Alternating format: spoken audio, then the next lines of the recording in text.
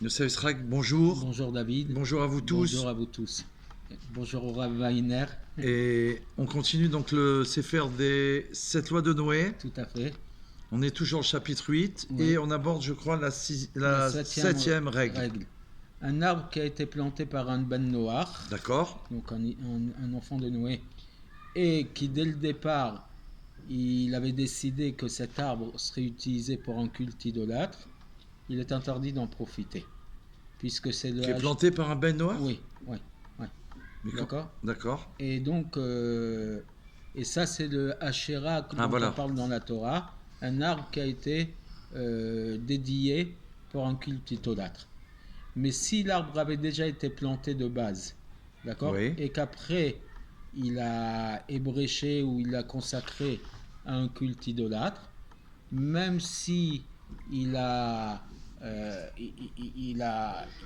pris du tronc de l'arbre et qu'il a utilisé, donc il en a fait sortir des morceaux, des brindilles ou des morceaux Ouais. de l'arbre, alors à ce moment-là, il coupera la partie qu'il a Utilisé.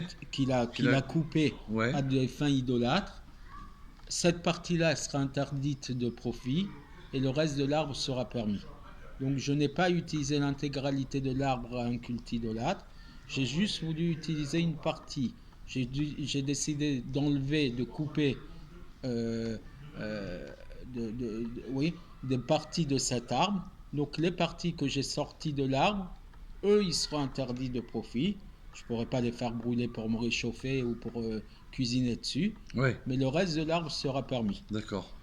De même, celui qui se prosterne devant un arbre, même que le tronc lui-même de l'arbre n'a pas été interdit, d'accord, lorsqu'il n'a pas planté pour des fins idolâtres, Ouais. et donc qui sera considéré comme un objet qui n'y a pas d'emprise humaine là-dessus, comme on l'a vu précédemment. Ouais.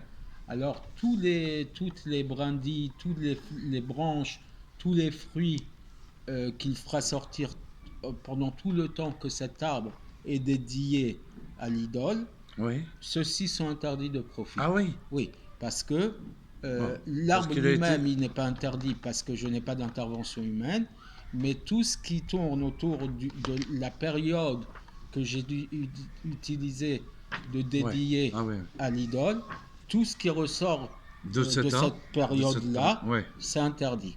L'arbre lui-même n'est pas interdit, mais tout ce que je vais utiliser dans cette période à des fins idolâtres, donc les branches, les feuilles, les fruits morceaux, les fruits, tout ça, eux, ils sont interdits de profit.